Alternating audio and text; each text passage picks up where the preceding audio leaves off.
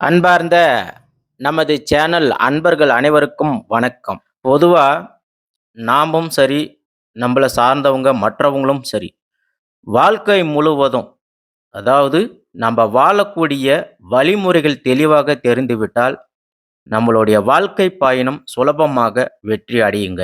அதேபோல பாருங்க, நாம எப்படி வாழ வேண்டும்? நம்ம வீட்ட நம்ம எப்படி கட்டணும்? நாம எப்படி வாழக்கூடிய வீடு எவ்வாறு அமைக்க வேண்டும்?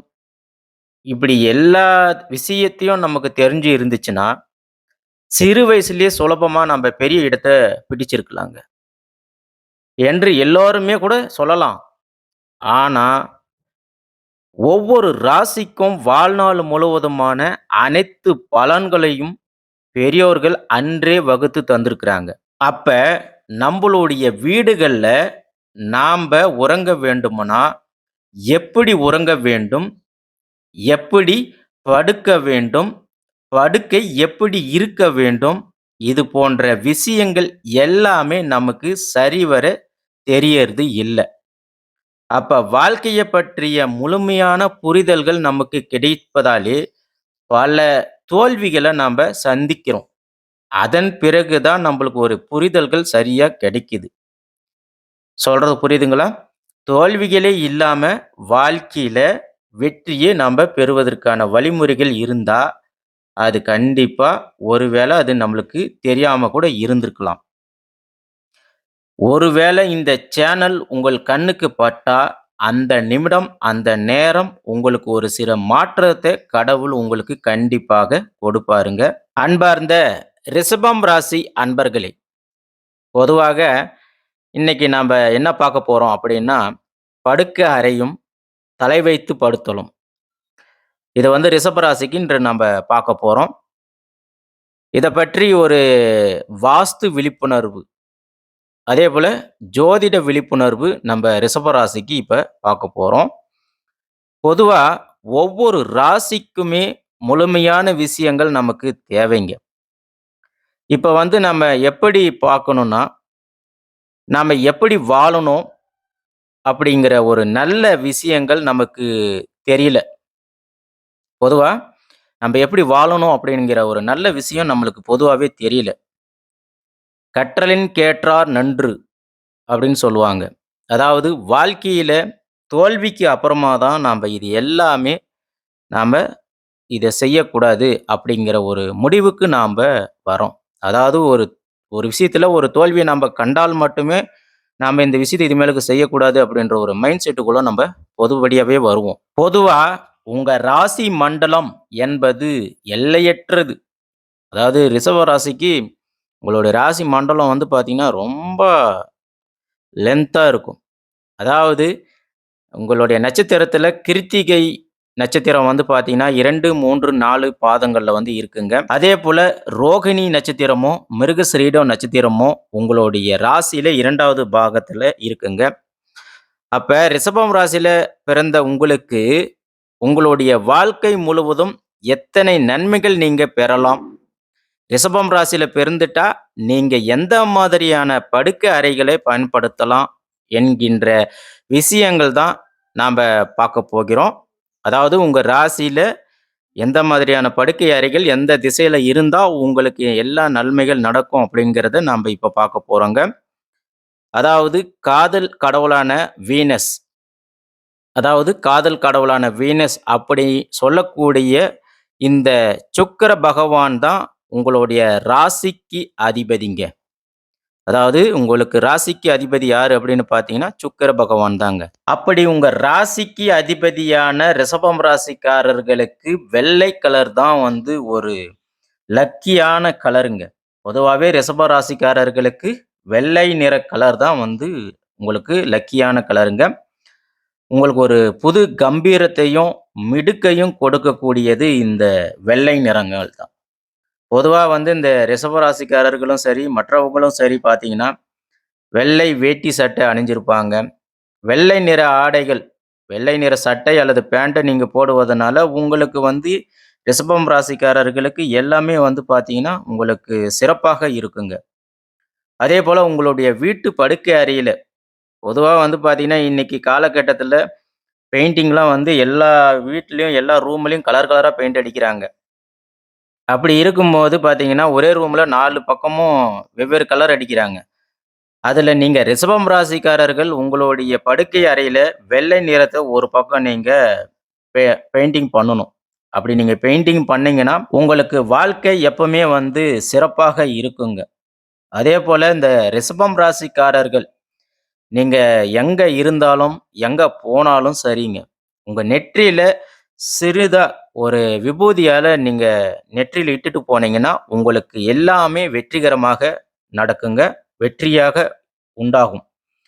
அதேபோல ரிஷபம் ராசி பெண்களுக்கு, அவங்களுக்கு பார்த்தீங்கன்னா, நீங்க வெளியில போகும்போது, இல்ல எங்கேயாவது இருக்கிறீங்க அப்படின்னா, வெள்ளை மலர்களான மல்லிப்பூ, முல்லையோ இது எல்லாத்தையும் நீங்க தலையில வைத்து செல்வது உங்களுக்கு நல்லது. உங்களுக்கு சிறப்பான பலன்களை கொடுக்குங்க. பொதுவா எல்லாரும் பாருங்க, ஒரு வீட்ல படுக்கை அறை என்பது மேற்குல தான் இருக்கணும். இருக்கணும். அதேபோல நம்ப மேற்கு அறையில தான் நம்ப தூங்குறது கண்டிப்பாக நல்லது. நாம எல்லாருமே வந்து பார்த்தீங்கன்னா, இயற்கைய பார்த்து தான் வாழ்றோங்க. அதேபோல இயற்கைய பார்த்து தான் நம்ப எதுவுமே கத்துக்கிறோம். ஒரு எக்ஸாம்பிளுக்கு பறவை எடுத்துக்கங்க. பறவைகள் எல்லாமே வந்து பார்த்தீங்கன்னா, காலையில எழுந்ததுக்கு அப்புறமா கிழக்கு திசைய நோக்கி பறந்து, பறந்து முடிந்த வரைக்கும் இரை எல்லாம் தேடி சாப்பிட்டு முடிச்சதுக்கு அப்புறமா பார்த்தீங்கன்னா, மாலை வேளையில மேற்கு திசைய நோக்கி தான் பறந்து வருங்க. அப்படி பறந்து வரப்போகிற பறவைகள் மேற்கு திசையில தன்னுடைய இருப்பிடத்துக்கு வந்து தாங்க தங்கும். அப்ப அதே போல தான் நாம்பளும் நம்ப எங்க இருந்தாலும் சரி, பெரும்பாலும் மேற்கு திசையில படுக்கை அறையை வைத்துக் கொள்வது உகந்ததுங்க. இல்லைன்னா, வடமேற்கு திசையில பார்த்து படுக்கை அறையை வைத்துக் கொள்வது சிறந்தது.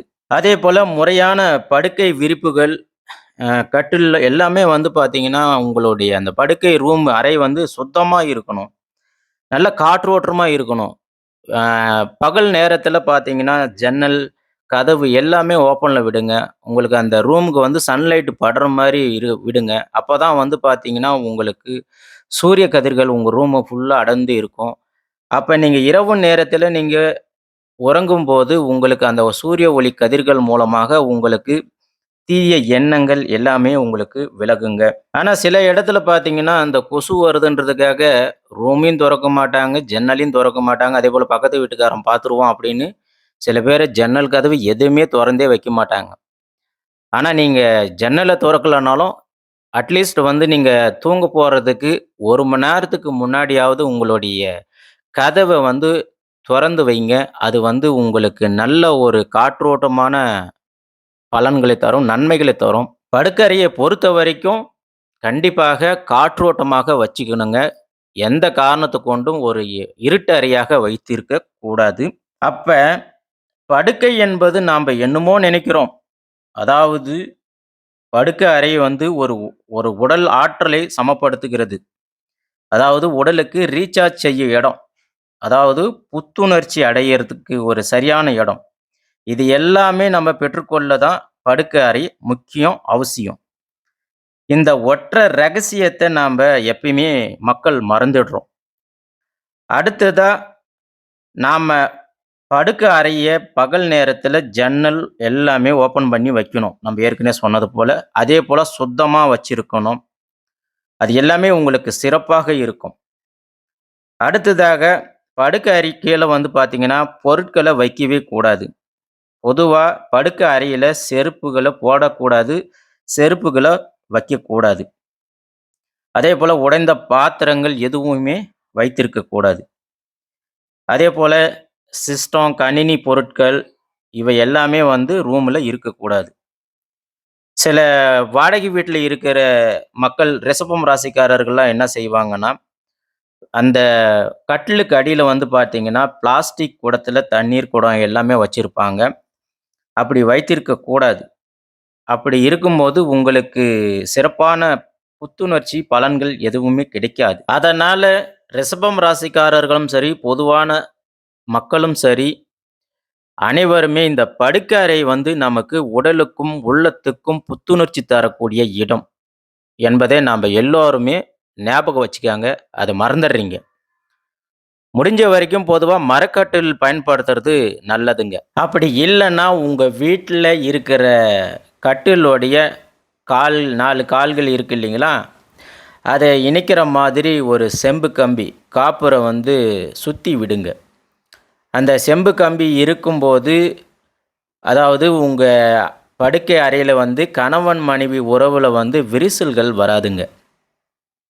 இரவு நேரத்தில நம்ப தூங்கும்போது உங்களுக்கு நம்பளுடைய கெட்ட எண்ணங்கள், நெகட்டிவ் தாட்ஸ் எல்லாமே வந்து பார்த்தீங்கன்னா வெளியேறுங்க. அப்ப வெளியேறி போகும்போது இந்த செம்பு காப்பரானது வந்து பார்த்தீங்கன்னா, அத அப்சர்வ் பண்ணிக்கும், இழுத்துக்கொள்ளும். அப்படி இழுத்துக்கொள்ளும்போது உங்க அறையில உள்ள எல்லா எதிர்மறை ஆற்றல்களையும் வந்து அந்த காப்பரானது இழுத்துக்கொள்றதுனால, நமக்கு நல்லத மட்டும் கொடுக்கும். பொதுவாக இந்த ரிஷபம் ராசிக்காரர்களுக்கு கிழக்கு அறையில படுக்க வேண்டும். ரிஷப ராசிக்காரர்களை பொறுத்தவரையில் கிழக்கு அறையில படுக்கிறது சிறந்தது. அதேபோல ரிஷபம் ராசிக்காரர்களுக்கு 4ஆம் வீடு குடும்பம், 5ஆம் வீடு என்பது ஆசை. அப்ப இந்த ரிஷபம் ராசிக்காரர்களுக்கு 5ஆம் இடம் என்பது கன்னி ராசியாக வருதுங்க. அப்ப கன்னி ராசி அதே போல உத்திரம் நட்சத்திரமும், அஸ்தம் நட்சத்திரம், சித்திரை நட்சத்திரம் இது போன்ற நட்சத்திரங்களும் இடம்பெறுதுங்க.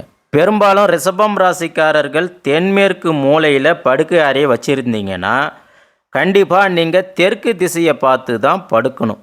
அதுதான் நல்லது. அதே போல் உங்களுடைய படுக்கை அறையில் எந்த ஒரு மூலையிலுமே வந்து நீங்கள் பயன்படுத்தக்கூடாது. அதாவது சொல்கிறது புரியுதுங்களா? உங்களுடைய படுக்கை அறையை பொறுத்த வரைக்கும் இந்த சுவரை ஒட்டி நீங்கள் பயன்படுத்தக்கூடாது. படுக்கை அறையில் சென்டரில் வந்து கட்டில் வச்சிருக்கணும். அதாவது 2 பக்கமும் வந்து இடைவெளி விட்டு நீங்கள் அந்த கட்டிலை போட்டு பயன்படுத்தணும். அப்படி நீங்கள் பயன்படுத்தும் போது உங்களுக்கு தலைக்கு பின்னாடி காற்றோட்டமாக போய் வரக்கூடிய அளவுக்கு உங்களுக்கு இருக்கணும். உங்கள் தலைக்கு பின்னாடி காற்றோட்டம் மெயினாக வரணும். அடுத்ததாக உங்களுக்கு 2 நாட்களுக்கு ஒரு முறை வந்து பார்த்தீங்கன்னா, கட்டிலுக்கு அடியில் உப்பு நீர் கொண்டு நீங்கள் துடைக்கணும். அப்படி நீங்கள் உப்பு நீரை கொண்டு துடைக்கும்போது உங்கள் படுக்கை அறையில் இருக்கிற எதிர்மறை ஆற்றல்கள் எல்லாமே நீங்கும். அப்படி நீங்கும்போது நமக்கு ஒரு நல்ல மகிழ்ச்சியும் அமைதியும் உங்கள் வாழ்க்கையில் ஒரு முன்னேற்றத்தையும் உங்களுக்கு நிறைய கொடுக்கக்கூடிய ஆற்றல் உங்களுடைய படுக்கை அறைக்கு நிச்சயம் உண்டுங்க. அதே போல் சில பேரை பாருங்கள், படுக்கை அறையில் வேட்டையாடக்கூடிய விலங்குகளுடைய படங்கள் எல்லாமே வைத்திருப்பாங்க. சிங்கம், புலி அப்படின்னு ஏகப்பட்டதாக அந்த ஃபோட்டோஸ்லாம் வச்சுருப்பாங்க. ஸோ இதனால் உங்கள் குடும்பத்தில் கருத்து வேறுபாடுகள் ஏற்படுங்க. அதே போல் உங்களோட கணவன் மனைவி இடையே வந்து ஒற்றுமைகள் குறைவதற்கான சூழலும் இருக்குங்க. அடுத்ததாக எலக்ட்ரிக்கல் பொருட்கள் எதுவுமே இருக்கக்கூடாதுங்க. இதுவும் நல்லா கேட்டுக்காங்க. எலக்ட்ரிக்கல் பொருள் எதுவுமே இருக்கக்கூடாது. ஏன்னா எலக்ட்ரிக்கல் பொருள் எல்லாமே வந்து நெருப்பின் குணம் உடையது. அதனால் உங்களுக்கு அந்த படுக்கை அறையில் டென்ஷன், படபடப்பு எல்லாமே ஏற்படும். அதே போல் உங்களுடைய படுக்கை அறையில் நீங்களும் உங்கள் மனைவியும் மகிழ்ச்சியான நேரத்தில் எங்கேயாவது ஒரு ஃபோட்டோஸ்லாம் எடுத்திருப்பீங்க இல்லைங்களா? வெளியில் போயிருப்பீங்க, டூரிஸ்ட்டுக்கெலாம் போயிருப்பீங்க. அப்போ அங்கே ஒரு மகிழ்ச்சியான சூழ்நிலையில் நீங்கள் எடுத்த ஃபோட்டோஸை வந்து உங்களுடைய படுக்கை அறையில் மாட்டுங்க. அப்படி நீங்கள் மாட்டும்போது உங்களுக்கு, அதாவது ரிஷபம் ராசிக்காரர்களுக்கு ராசி அதிபதி யார்? சுக்கிர பகவான். ஸோ அப்போ உங்களுக்கு காதல் உணர்வு அதிகமாகுங்க. அப்போ காதல் உணர்வு உங்களுக்கு அதிகமாக காமம் குறையுங்க. அதே போல் ஒருவர் உங்களுக்குள்ளே இருக்கிற இந்த குறைகளை எல்லாத்தையுமே வந்து நீங்கள் விட்டு விடணுங்க. அப்போ அந்த குறைகளை எல்லாத்தையும் நீங்கள் விட்டுட்டிங்கன்னா நிறைவான சிந்தனை உங்களுக்கு உண்டாகுங்க. அப்போ உங்கள் குடும்பத்தில் மகிழ்ச்சி உண்டாகும். பொதுவாக இந்த ரிஷபம் ராசிக்காரர்கள் காதல் உள்ளவர்கள். அதே போல் இவங்க குடும்ப பொறுப்பு எடுத்து நடத்தக்கூடியவர்கள், மெயினாக மகிழ்ச்சியாக இருக்கக்கூடியவர்கள் இவங்க ரிஷபம் ராசிக்காரர்கள். அதே போல் இந்த ரிஷப ராசிக்காரர்கள் இவங்களுடைய வாழ்க்கையில் இவங்களுடைய வாழ்வியலுக்கு தகுந்தாற்படி இந்த படுக்கை அறையும் படுக்கையும் உள்ள வாஸ்து குறைகளையும், இது சின்ன சின்ன விஷயம் எல்லாமே இல்லாமல் இருக்கணும். எல்லாமே அவங்களுக்கு சரியாக இருந்துச்சுன்னா இவங்களுக்கு வாழ்க்கை சிறப்பாக இருக்கும். அதே போல் பெரும்பாலும் ரிஷபம் ராசிக்காரர்களுக்கு தென்மேற்கு திசையிலும், வடமேற்கு திசையிலும் தான் அட்டாச்டு லெட்டின் பாத்ரூம் இருக்கணுங்க. அப்படி இருந்தா மட்டும் உங்களுக்கு வாழ்க்கை எல்லாமே சிறப்பாக அமையும், சிறப்பாக இருக்கும். உங்க குடும்பம் எல்லாமே மகிழ்ச்சியாக இருக்குங்க. நன்றி, வணக்கம்.